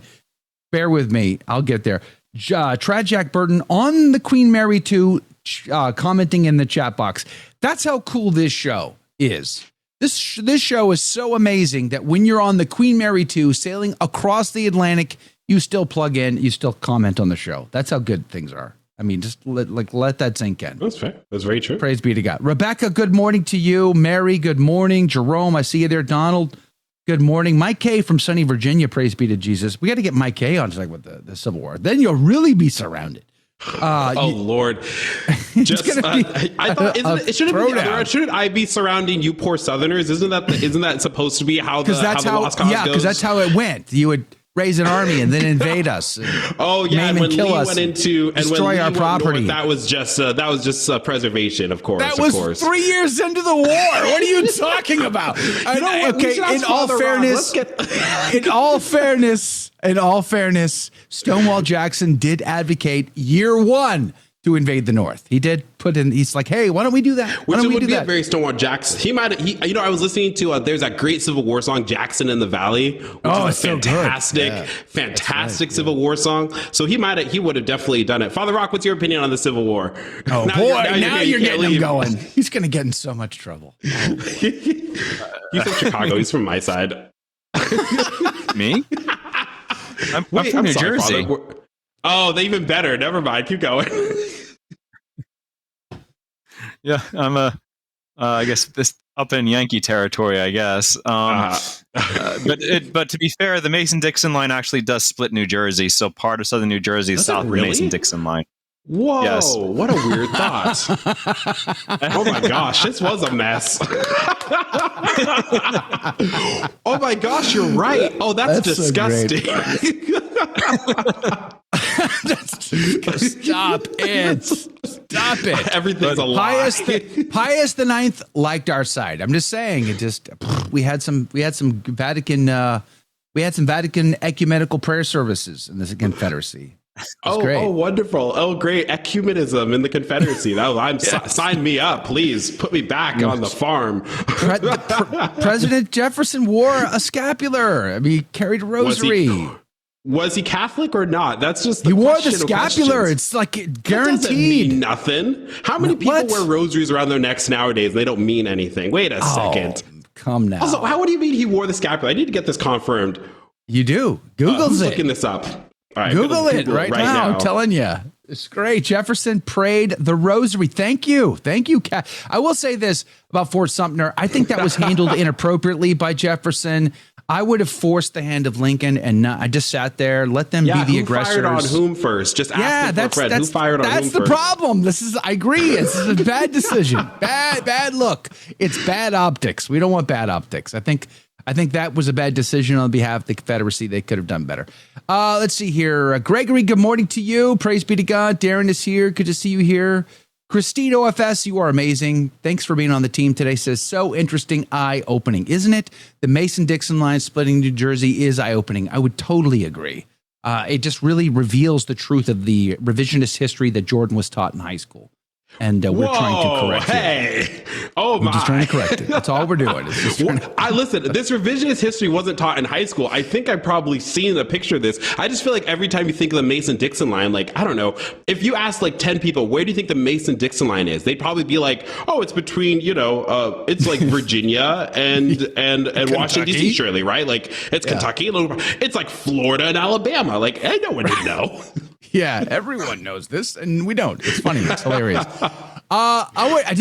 Okay, so let me throw the hypothetical back at Father Rock. Father Rock, Boston being the troubled child colony in the American colonies, they are clearly to blame. The Sons of Liberty, thanks for all the trouble you have caused us. If we just ignored their shenanigans and we found ways to work with the English crown and didn't go into a full American rebellion, what would life look like for our country today? Would we still be the United States at this point? Do you see that progression still happening, maybe in a different way? Or are we like Canada? We still pledge allegiance to the crown, but really do our own thing? Or how do you see it? Yeah, I guess, no. One, I think the country would be much smaller, right? And, no manifest which destiny? might actually be better. Yeah. No, probably not. Jefferson. No, but I mean, even still, like, even if they tried to, because it's going to set off a whole sort of stream of things, right? Because if there's no American Revolution and then France doesn't go bankrupt, is there a French Revolution? And then if there's no French Revolution, the bad guys? then there's no Napoleon. And if there's no Napoleon, then much of North America stays with the French and the Spanish, right? And then so the vast majority of North America is now Catholic, right? And so it would seem that the French and Spanish would be a lot more unlikely to give up large tracts of land over to the British. Like you get to the Americans, they're kind of like they're on the other side. Like sort of just take it out of the equation for these European wars. But if there are no European wars and we're just like, hey, give us some land, the French can be like, absolutely not. We fought the French and Indian War because of the land they were fighting in Europe, and then they spilled over into the Americas. And that was part of the problem. The English crown was like, guys, I need you guys to pay for that. That war was kind of costly, and I need some help recovering from that. So we're going to put a tax out. And they're like, no, we're not paying any taxes. 1 cent on a stamp. Fast forward 300 years, and we're like, taxes, of course, give us more, please. Like, what? Like, what is wrong with you people? But anyway, I digress. Yeah, that whole no taxation without representation, again, it's not a Catholic principle, so we can just sort of chuck that out the window. Amen. But it's fair. It's like they fought, it was this overflowing of the 7 Years' War into North America. Mm-hmm. And we're like, the crown spends all this capital to protect the colonists. And then they're like, hey, would you mind paying us back? And we're like, no. It's like a loan, please. Nah, absolutely not. We're not going to participate in that. Are you kidding? That's crazy talk. Yeah, it's so it's hard to say because no American Revolution. It really then could be like no French Revolution, no Napoleon. And if there's no Napoleon, then there's no Napoleonic shenanigans that happen, and like everything turns out differently, and probably better for the church in the long run. So I just want to summarize for clarity in my mind. So what you're saying is, if there's no American Revolution, but there still are French revolutions or all this other stuff that still happens in history, but the only thing that doesn't happen is the American Revolution, then we are still a country, but we're a much smaller country. Is that what you're saying? I would think. Yeah, I think we'd probably end up something like Canada or Australia, New Zealand, where we're part of sort of the Commonwealth. So still acknowledging the monarch as the head of state, but with our own sort of local governments. We might not even be a full country. We might still just be like, maybe we'd merge like Canada. You give the worst case scenario, which is that if there was no American Revolution, we'd be Canada. Ugh. Dang. All my Canadian listeners just I love our neighbors. I Thanks, know. And pal. listen, they all know. At this point, they know we have so many Canadian listeners for things. I really do love Canadians. But let's be real here. Like, no, I don't want to be Canadian. No, thank you. Are you kidding me? Okay.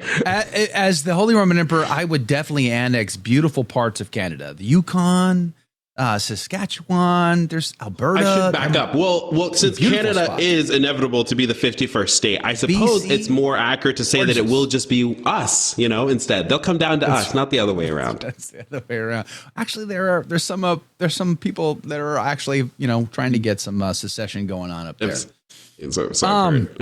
All right. So that's interesting thinking about America as a sort of a different animal. But it is what it is. That brings up another philosophical question from a Catholic perspective. Like, how much whataboutism or how much what if-ism should Catholics be participating in?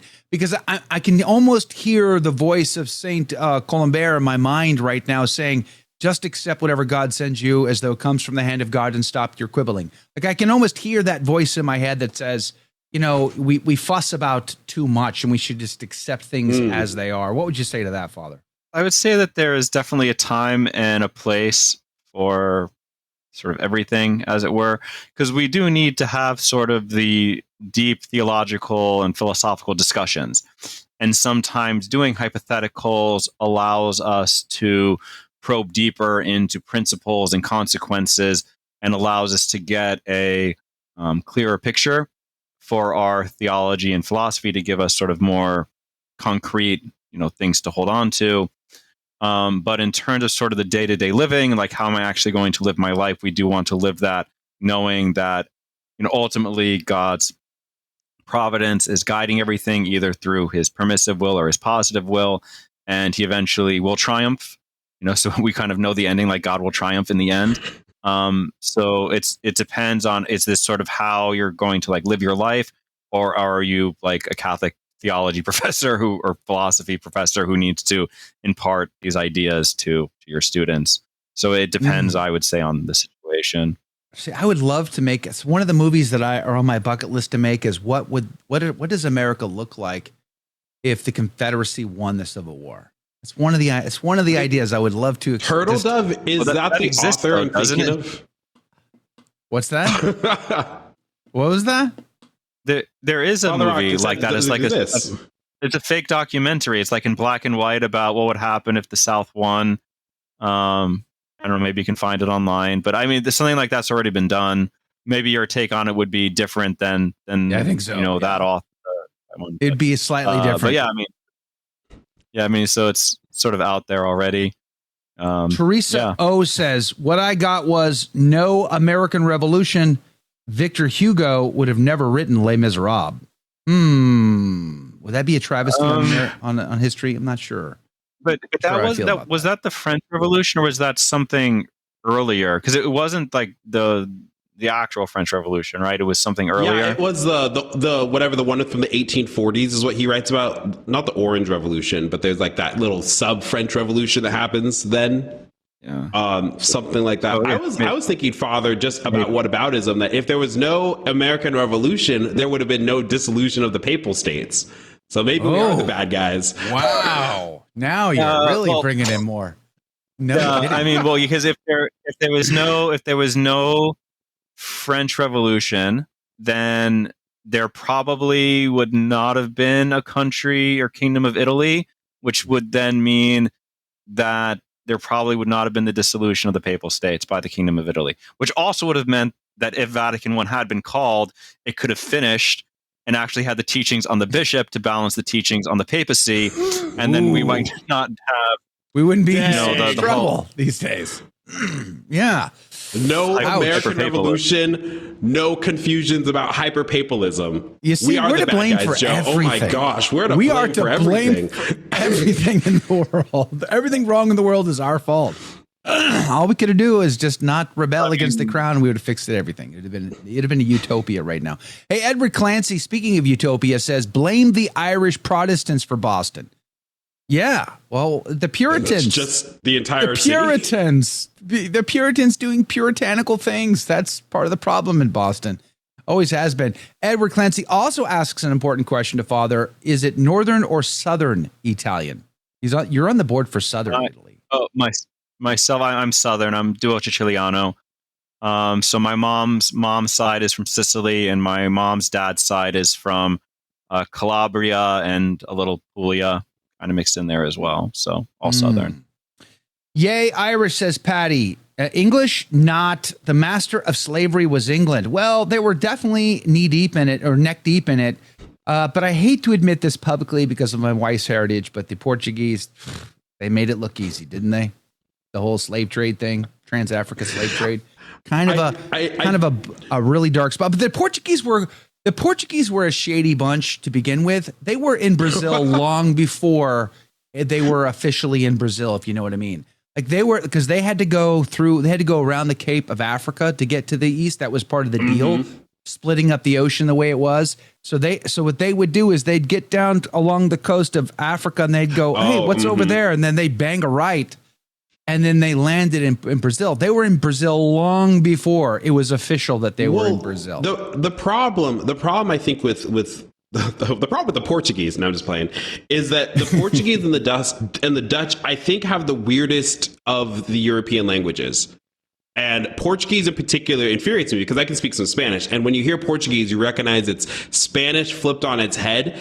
And I don't know where along that line that the letter R became the letter H. So, for instance, the equivalent of root beer in Portuguese would be hoot beer, and that's just too much. So, I don't think I'm glad that the Portuguese lost Brazil. That language alone means that it wasn't gonna stay. Ouch! Why do you hate the Portuguese? Making enemies all over the place. I don't hate the Portuguese. I love them. You hate them. I love the concept of the Portuguese. Yeah. That's right. No. I'm very happy. I mean, listen, if Our Lady was going to visit any country, France had already had so many apparitions. I'm glad that Portugal got to stand up with Fatima. I think that's wonderful. Is it like one of those, like if we punch off 6 visits, then you get the next one free? Something like that. Exactly like Our Lady had already punched the whole card for France. All right, what's next? Portugal. Okay, whatever. Let's go to Portugal. I keep telling the French this, and they're just not getting it. Let me go someplace else. Portugal it is. Cool. Great. Oh, we have lost. We've fallen so far. I mean, France is in such a bad way. Just breaks the heart to see the eldest daughter of the church but all of Europe, of course, but I would say France in particular is not in a good way. Portugal seems to be trying to hold on a little bit, but it still also has plenty of issues being part of the EU. And the EU would never have happened if the American Revolution Did Our Lady say that Portugal would keep the faith, or was that just to Poland? She said that about Portugal. Rather. She said that about Portugal. Mm-hmm. Yeah, but it's it's debatable. a run for the money right now. It's Peter Santos has heard you, dissing all Portuguese. Why do you hate Portuguese? I don't know, but he's asking, hey, I'm Portuguese. Take it easy on Portugal. Yay and amen. Bon dias. I think bon dias. Oh, see what I mean? No, listen, again, Portugal, Pacheco has Spanish and Portuguese kind of roots, whatever that means. I'm not exact. I'm how not do you exactly get from Poland to Portugal? How are you what? These are like no, I'm not geographically very far. Wild. I'm not really that Polish, obviously, but I'm just saying that I think Our Lady's made particular promises to countries, and that's awesome. And I'm happy that one of those countries is a place nobody thinks of in the last 200 years, which is Portugal. Usually, right? Nobody's like, but because of Fatima now, we do think of Portugal quite a bit, though. So I'm trying to be nice to the Portuguese. I'm just saying, I wish you guys just adopted Spanish with a funnier accent. It'd be so much easier to understand. Obrigado. Don't tell your wife this. I won't.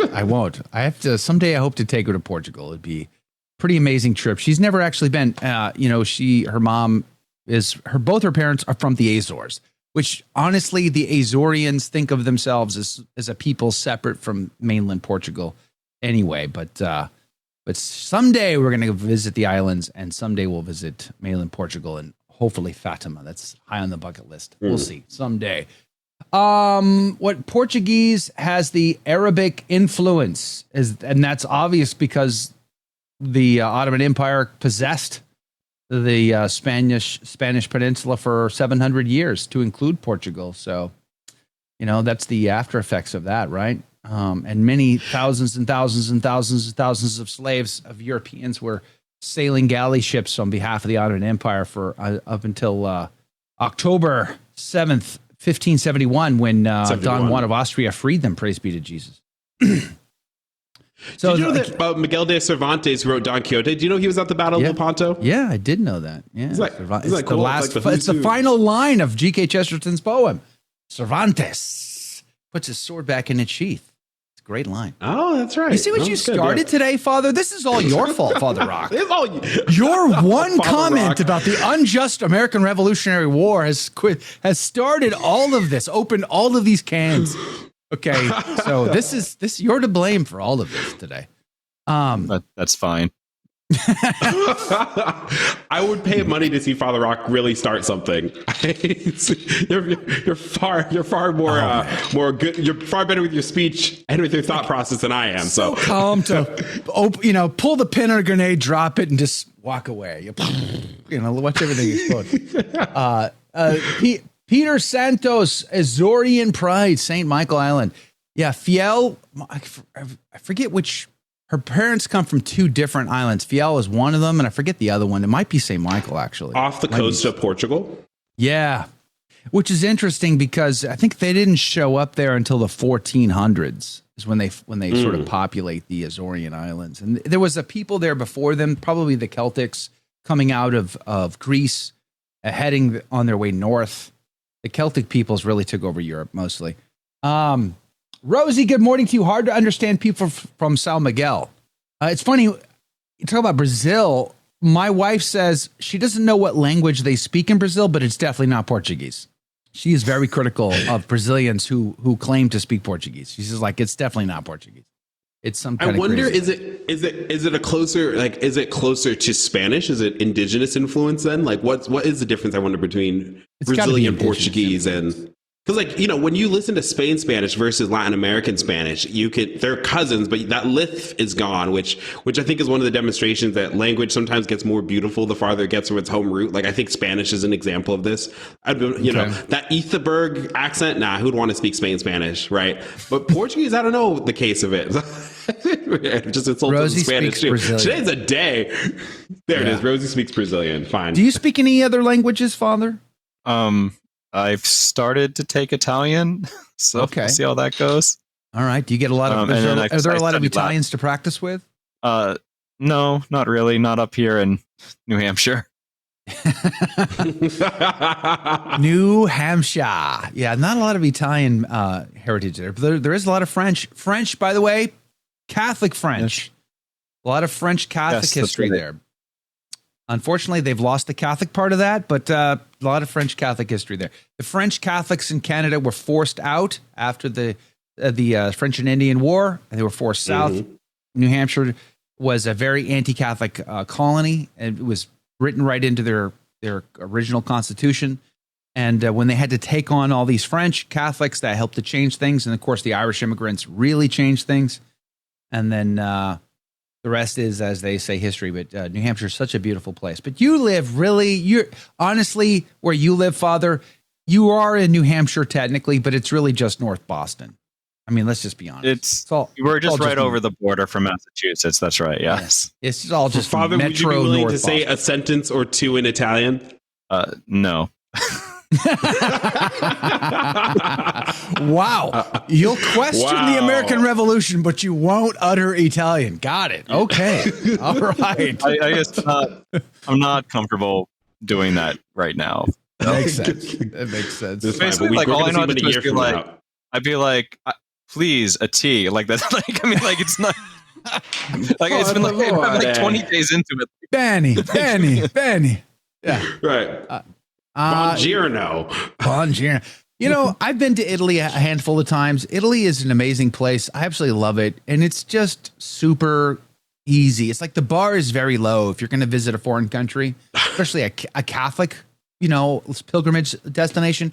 Italy is so easy to go to because you can get around anywhere in Italy and almost never need a translator or know the language or whatever. Almost everybody somehow speaks a little bit at least. Or, enough to point you in the right direction. Can I joke? One of my most beautiful experiences. So I went to Rome and to Florence a couple of years ago, first time over there. And one of the most interesting experiences for me was we were taking the bullet train from Rome to Florence, and you could see kind of these old Italian towns in the countryside, and they're still medieval walled and everything. And that was very surreal because obviously I've not really lived next to castles or anything. So to kind of see off in the distance these like very spire-shaped towns, you can see the old medieval walls and you have the vineyards around and something. Just a very beautiful kind of mode of living. It is, yeah. And a lot of those are ruins now, and you can actually buy them for super cheap. That's what we ought to do, Jordan. You and I. Let's go buy a villa, and we'll rehabilitate it, and then we'll make it into a movie studio, a ACT studio, a pilgrimage destination. I don't know, something cool, something fun, and then we'll hang out in Italy like 6 months out of the year. This sounds like a fun time. This sounds actually really great, and we could live stream the whole thing and from the bullet raise train. the funds that way. Yeah, we should do it from the bullet train. What's up, guys? We just bought this villa for $20 American. Let's see if we can fix it up. You can buy the wreckage for like a euro. They have like a €1 program. I've seen that. Yeah, but like the cost of renovating it is a whole different ballgame. Like it's kind of a big deal because some of those buildings are like hundreds and hundreds of years old. So, but Joe, we can get Father to negotiate for us because in a year from now he'll be able to speak fluent Italian. So it's true. We'll be fine with the cost. That's true. Tradish Mom, welcome and good morning. Thanks for hanging out. I see Moose a lot. I see KZ2 here. Silent Fire, Nick the Mike, Robert the Bruce is back. Gwenza, good morning. Lynn Pine. But Tradish Mom says, does Latin not count as a second language for Father? That's one of those myths and misconceptions, I would say, about traditional priests, is we all just assume you speak fluent Latin. Is that true, Father? So I do not speak Latin. When I was going through seminary, the mode of teaching with regards to Latin was reading comprehension and correct pronunciation.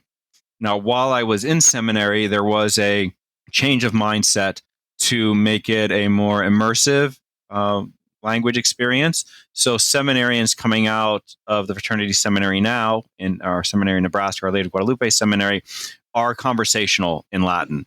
But that was not how I was, but that was not how I was formed. So like reading, comprehension, and pronunciation was the focus, not actual sort of like person-to-person communication. So I wouldn't say that I speak Latin. I don't think that would be sort of the right way to caveat it. But like I said, the more recent ordinands, the more recently ordained priests are going to be, at least to some degree, conversational in Latin. Wow. That's interesting that they're making it more conversational. I think that's fascinating. There was an effort maybe 2-3 years ago from the Vatican Radio to produce a half-hour radio program all in Latin. And I think it was the seminarians in Rome that were hosting the show. I thought that was very, very fascinating. Low-key wants to throw a nuclear bomb into this conversation, going back to the American Revolution. There we are. So why not? I mean, he says, please ask Father about Masonic philosophy, Freemason philosophy, and did it influence American Revolution or any other revolutions? What would you say to that, Father? I don't know. So, I mean, clearly we know that many of the founding fathers were Masons. But in terms of how much that actually influenced the American Revolution, I guess I'm not familiar enough with, Masonic, philosophy or principles as distinct from the Enlightenment or humanism. So I guess I wouldn't know where to draw the line between the one and the other. So that would be difficult for me to say. The way that I guess I would say that, Freemasonism sort of manifested itself in the United States is different than in Europe, because in Europe, they were definitely like, we want to overthrow the church. But in the US, there was not the church really to overthrow. So I'm not really sure how to, answer that question with regards to the American Revolution. Yeah. So I would say, I guess I don't know where the line is. As a former Freemason, as somebody who was in the Masons, I was in the 3rd degree Blue Lodge. My dad's 32nd degree Scottish Rite, still to this day. Pray for him and his conversion. I would say it definitely influenced in the American Revolution. It was by that time not just a good old boys club, but a network with which the Sons of Liberty can communicate and control activities. In fact, it was taught to me when I was in the Freemasons that all of the major events of the American Revolution were planned in Freemason lodges. Is that embellishment? Is that just them taking credit for stuff that they don't get credit for? It's possible that they're just embellishing, right? But at the same time, it seems reasonable that, for instance, Paul Revere was a Freemason, Ben Franklin, a Freemason. So one of the things was, like, for instance, the Tea Party, the Boston Tea Party, they say that was coordinated through the Masonic Lodge. So it's all very, very possible. I was going to suggest this book right here by Tan. Excellent book, The War of the Antichrist with the Church and Christian Civilization, Monsignor George F. Dillon.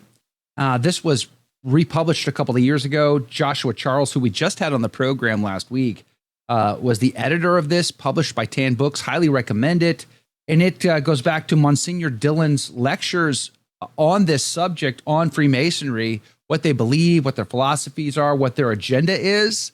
The Alta Vendita is mentioned in here as well. There's other secret Masonic and related Masonic documents. And this book, his lectures were so loved by the Pope that the Pope, out of his own back pocket, paid to have them translated into Italian and spread widely across Italy. So I would really recommend this book for a lot of that Freemason philosophy, if anybody's really interested to better understand from a Catholic perspective. Who is King George and King Charles then?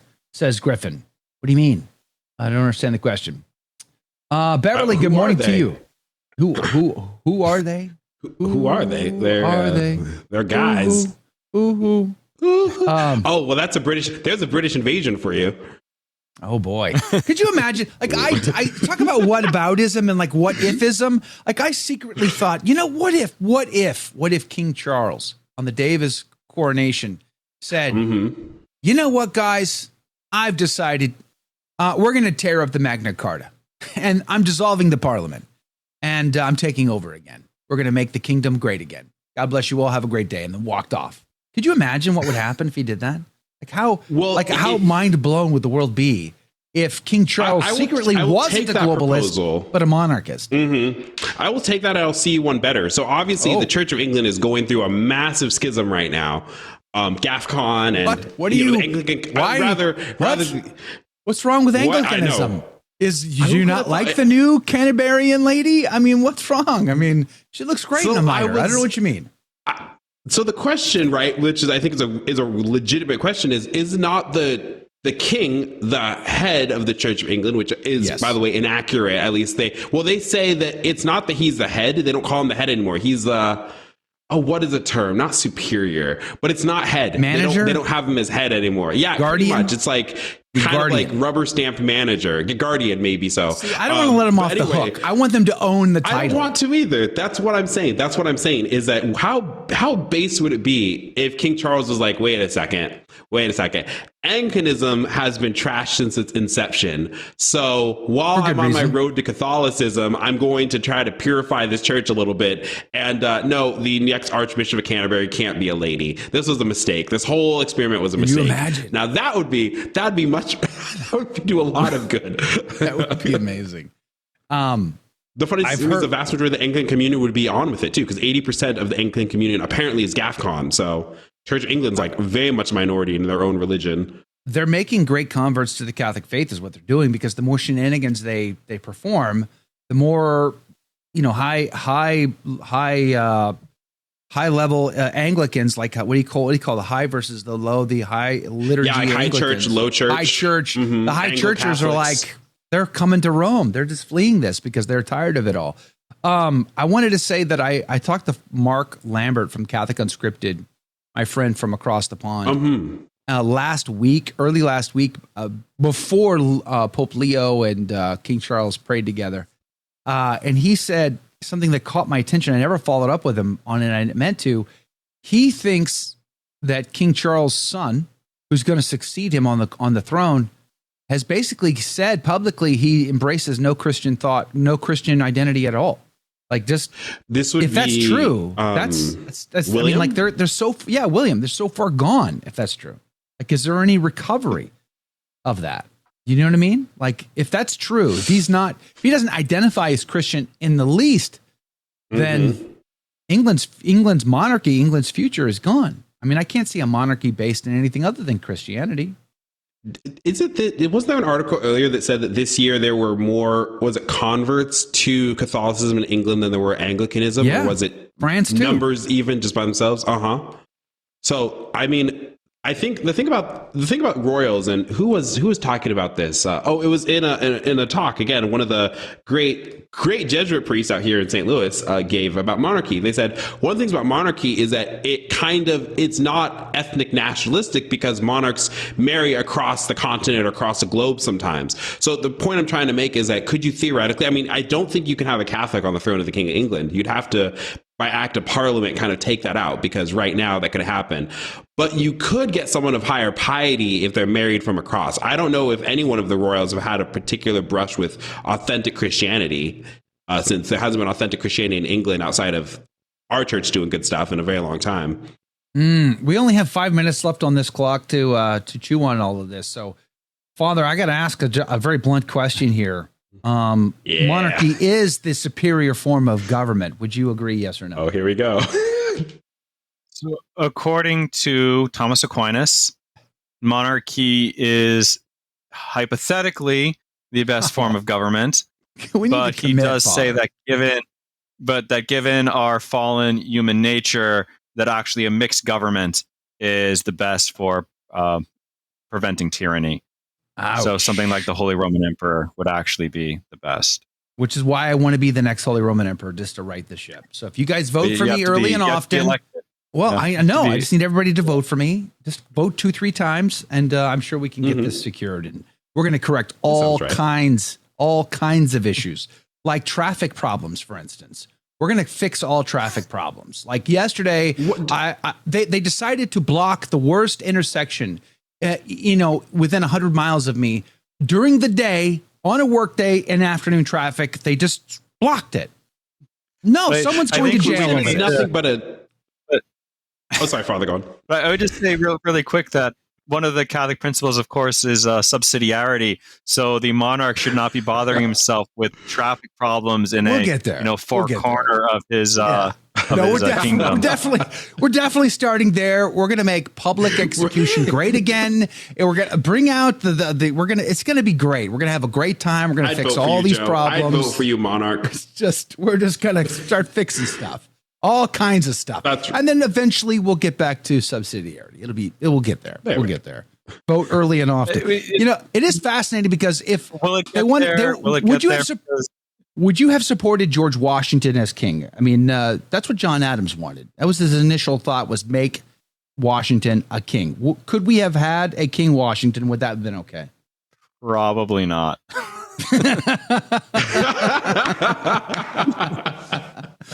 I mean, it's sort of the same thing too. It's like we just fought a war over this. Like, what are you doing? Yeah. Well. Yeah. This I feel anyway, about I probably need to.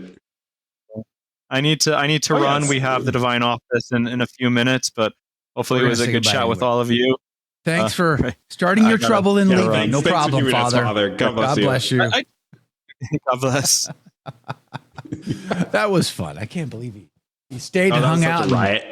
Opened up a great convo, and we're going to be out of time here in just a few minutes anyway. Douglas Ramikius, Joe deserves the traffic since he had the questionable sense to move to Houston. You're not wrong, Douglas. I get what I deserve. To say that because Houston is the definition of a traffic problem. It is the worst. And I think, and as I've joked about how I don't know how people navigate out here in St. Louis, how do you people navigate in Houston? It's those super highways. There's no landmarks to speak of. Like, God bless. I love Texas, but man, I don't know how y'all drive out there. I really don't. You have to have a mountain to know where you are. It helps. Come on. Are you not male?